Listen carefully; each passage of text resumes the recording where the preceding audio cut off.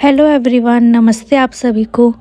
उम्मीद करती हूँ आप सभी लोग खुश हो, मस्त हो, लाइफ को अच्छे से एंजॉय कर रहे हो। कई दिनों से इवन काफ़ी टाइम से मैं कोई भी स्टोरी पोस्ट नहीं कर पा रही हूँ क्योंकि टाइम की कुछ कमी करके नहीं हो पा रही है। तो चलिए आज एक न्यूज़ कहानी को फिर से शुरू करते हैं। उम्मीद करती हूँ जैसे आप पहले वाली कहानियों को प्यार दे रहे थे, इस वाली कहानियों को भी आप अच्छे से सुनेंगे और आपको अच्छी लगेंगी। तो चलिए बिना किसी देरी के छोटी सी कहानी को शुरू करते हैं। सुबह के 5 बज रहे थे।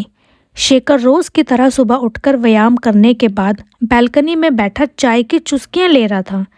शेखर को प्रकृति से बहुत ही ज़्यादा लगाव था, इसलिए उसने अपनी बालकनी को हरा भरा रखा था।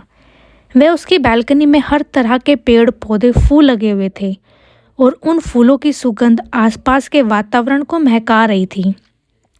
पक्षियों की चहचहाहट और सूरज की ललीमा धीरे धीरे फैल रही थी। तभी नीचे से कबाड़ी वाले की आवाज़ आती है। शेखर जब उसकी तरफ देखता है तो उसकी आंखें एक अनचाही चीज पर आकर एक अटक सी जाती है। एक किताब जिसका कवर पर बड़े अक्षरों से लिखा हुआ था इत्तेफाक। किताब की कवर ने शेखर को अपनी ओर इतना आकर्षित कर लिया था कि वह उसको पाने के इरादे से दौड़ते हुए सीढ़ी से नीचे उतरा और कबाड़ी वाले से पूछा, ये कैसी किताब है और तुम्हें कहाँ मिली? साहब, मैं तो अनपढ़ आदमी, भला इस किताब के बारे में मैं क्या जानूं? पर हाँ, मुझे ये किताब पास ही के पार्क से एक बेंच पर पड़ी हुई मिली, कबाड़ी वाले ने कहा। शेखर ने जेब से हाथ निकालते हुए कहा, ये लो कुछ रुपए और ये किताब मुझे दे दो। कबाड़ी वाला वह किताब शेखर को देकर वहाँ से चला गया और शेखर उस किताब को लेकर वापस अपनी जगह उसी बालकनी में बैठ गया। शेखर ने उस किताब को झाड़कर उसकी अच्छे से धूल साफ की और उसे पढ़ने के इरादे से उसने पहला पेज पलटा। किताब के पहले पेज पर ही लिखा हुआ था कि ये एक वास्तविक घटना पर लिखी हुई किताब है। फिर शेखर आगे पढ़ता है जहाँ से कहानी शुरू होती है। पहाड़ी इलाके का एक बेहद छोटा सा गांव जिसमें गिनती के कुछ 4 घर ही थे और दूर दूर तक फैली हुई थी घाटियाँ और उसमें हरा भरा मैदान हर सुबह और शाम को एक मनोरम दृश्य प्रस्तुत करता। यहाँ का वातावरण कुछ ऐसा अलग, लगातार बहती हुई हवाएं, फूलों की खुशबू से पूरा माहौल ऐसे चहक रहा था जैसे मानो कि वातावरण ने इतने सारे खुशबू एक साथ ही बहरा दिए हों। वही प्रकृति के इस बेशकीमती वातावरण में एक लड़का जिसका नाम डैनियल था अपने अंकल जॉर्ज के साथ वहाँ पर रहता था। डैनियल ने एक दुर्घटना के चलते अपने माँ बाप को बचपन में ही खो दिया था जब वह बहुत छोटा था। तभी से उसके अंकल जॉर्ज ने उसकी देखरेख की। डैनियल अब 20 वर्ष का हो चुका था और वक्त के साथ थोड़ी बहुत समझ भी उसके अंदर आ गई थी। इसीलिए वह दिन भर कड़ी मेहनत करता था और अपने अंकल जॉर्ज के काम में सहायता करता। उन्होंने कुछ जानवरों को पाल रखा था जैसे भेड़, बकरियां और गाय। डैनियल का रोज़ का काम यही था कि वह उन जानवरों को लेकर एक ऊपर पहाड़ियों की ओर उन्हें चराने के लिए जाया करे।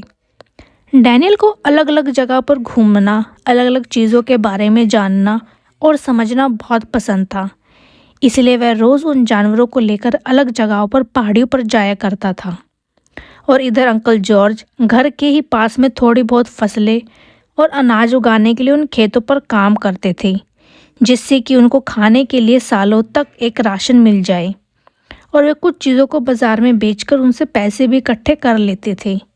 इस तरह से डैनियल और अंकल जॉर्ज अपनी ज़िंदगी वहाँ पर गुजार रहे थे और वहाँ पर बाकी सब जो लोग रहते थे अंकल जॉर्ज के साथ मिलकर रहते थे।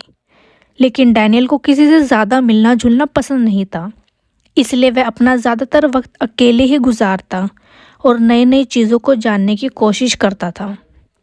हर शाम को खाली होकर डैनियल और अंकल जॉर्ज काफ़ी देर तक बैठे बातें करते रहते थे और डैनियल अंकल जॉर्ज से हमेशा कुछ ना कुछ अच्छी और नई नई बातें सीखता रहता था।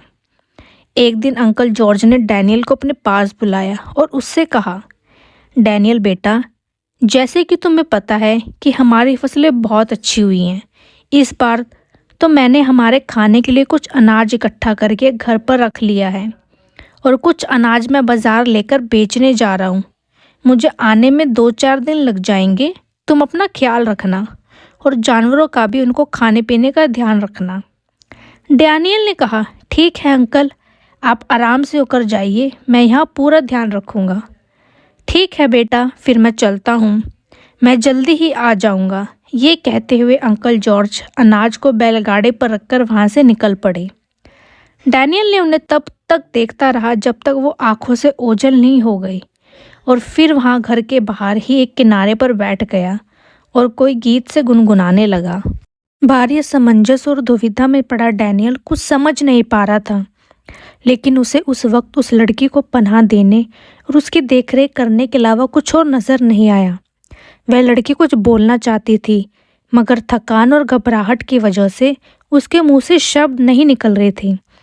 डैनियल उस लड़की को सहारा देते हुए खाट पर लिटा देता है और उसके जख्मों को मरहम और पट्टी करने का बंदोबस्त करने लगता है।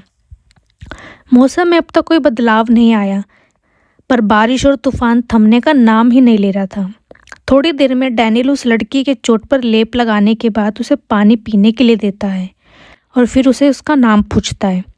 लड़की कोशिश करते हुए अपना नाम बता देती है और अपना नाम सारा बताती है और खामोश सी हो जाती है।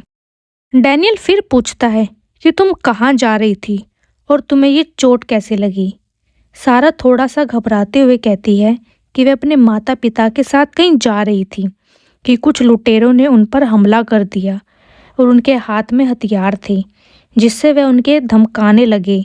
मेरे माता पिता ने मुझसे भागने के लिए कहा और मैं भागते हुए वहाँ से निकली और रास्ते में भारी तूफान के कारण पैर फिसलने की वजह से मुझे चोट लग गई और फिर मैं जैसे तैसे करके यहाँ तक पहुँची। मुझे डर है कि पता नहीं मेरे माता पिता कैसे और कहाँ होंगे, वो ठीक भी होंगे या नहीं। कहीं वो लुटेरे मेरा पीछा करते हुए यहाँ तक तो नहीं आ जाएंगे, डरते हुए सारा ने कहा। डैनियल ने कहा कि परेशान होने की ज़रूरत नहीं है, तुम आराम करो। भूख लगी हो तो मैं खाने का इंतज़ाम करता हूँ। ये कहते हुए डैनियल वहाँ से चला जाता है और सारा अपने परिवार को याद करते हुए रोने लगती है। उसे किसी अनहोनी के होने की आशंका सी होती है कि पता नहीं उसके माता पिता कहाँ और किस हाल में होंगे। मौसम धीरे धीरे ठीक होने लगा, बारिश रुक गई और एक बार फिर सूरज की किरणें वातावरण में फैलने लगी। तभी डैनियल कुछ फल और दूध लेकर आता है और सारा को देता है। सारा डैनियल से पूछती है कि तुम यहाँ अकेले रहते हो? डैनियल कहता है, नहीं, मैं अपने अंकल के साथ रहता हूँ, उन्हें कुछ काम था इसलिए उनकी मदद करता हूँ। सारा फिर कुछ पूछती है, मुझे मेरे माता पिता के पास वापस जाना है, लेकिन मुझे नहीं पता कि कैसे और वो कहाँ होंगे, ये भी नहीं पता। डैनियल पूछता है कि क्या तुम्हें अपने घर का पता मालूम है? सारा कहती है, हाँ, यहाँ से बहुत दूर एक और पहाड़ी है जिस पे उनका परिवार रहता है, लेकिन मुझे यहाँ से किधर और कितनी दूर जाना है ये नहीं पता। डैनियल कहता है कि याद करने की कोशिश करो, तुम किस रास्ते से यहाँ तक आई हो। अभी अंकल जॉर्ज भी वापस लौटकर नहीं आए हैं, उनके आते ही मैं तुम्हें तुम्हारे घर छोड़ चलूँगा। सारा को थोड़ी सी खुशी होती है, लेकिन ये खुशी ज़्यादा देर तक नहीं टिकी। थोड़ी ही देर में सारा के हाथ में बना हुआ वो चिन्ह अचानक से दर्द देने लगता है। वह डैनियल को चिन्ह के और इस रहस्य के बारे में नहीं बताना चाहती है, इसलिए वह अपने दर्द को छिपाने की कोशिश करती है, मगर थोड़ी देर में दर्द इतना बढ़ जाता था कि वह चीखने लगती। डैनियल पूछता है, अचानक से तुम्हें ये क्या हुआ? सारा कहती है, कुछ नहीं, चोट में दर्द हो रहा है। सारा के हाथ में बना हुआ चिन्ह धीरे धीरे उभरने लगता है। तभी डैनियल की नज़र उस पर पड़ती है और डैनियल कहता है, ये कैसा निशान है और अजीब बात है, ये अचानक से ऐसे कैसे उभर रहा है? सारा निशान छिपाते हुए कहती है, नहीं नहीं, कुछ नहीं है। डैनियल जिद करते हुए कहता है, देखो, झूठ मत बोलो, मैंने अपनी आँखों से देखा है। सारा कहती है, देखो, जिद मत करो, वक्त आने पर मैं इस बारे में ज़रूर बताऊंगी, लेकिन अभी मेरा यहाँ से लौटना बहुत ज़रूरी है। डैनियल कहता है, बस कुछ वक्त की बात है, अंकल जॉर्ज के आते ही मैं तुम्हें ले चलूँगा और सुरक्षित तुम्हें तुम्हारे परिवार से मिलाऊंगा। सारा निराश होते हुए कहती है, क्या हम अभी नहीं जा सकते? डैनियल कहता है, अगर इन जानवरों की जिम्मेदारी नहीं होती मुझ पर तो मैं अभी तुम्हारे साथ चल पड़ता। सारा कहती है, क्या आसपास के लोगों में ऐसी कोई इनकी देखरेख की जिम्मेदारी नहीं ले सकता?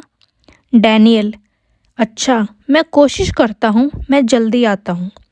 ये कहकर डैनियल पड़ोस के घर में एक व्यक्ति से कुछ बात करता है। डैनियल उस व्यक्ति से कहता है, अंकल मुझे अभी बाहर जाना पड़ेगा किसी काम से। क्या आप अंकल जॉर्ज या मेरे लौट आने तक इन जानवरों का ध्यान रखोगे? वह व्यक्ति कहता है, क्या हुआ डैनियल बेटा, सब ठीक तो है ना? डैनियल कहता है, हाँ अंकल सब ठीक है, मुझे बहुत ज़रूरी काम से बाहर जाना पड़ेगा। क्या आप? वह व्यक्ति बीच में टोकते हुए, हाँ ठीक है, मैं जानवरों की देखभाल कर लूँगा।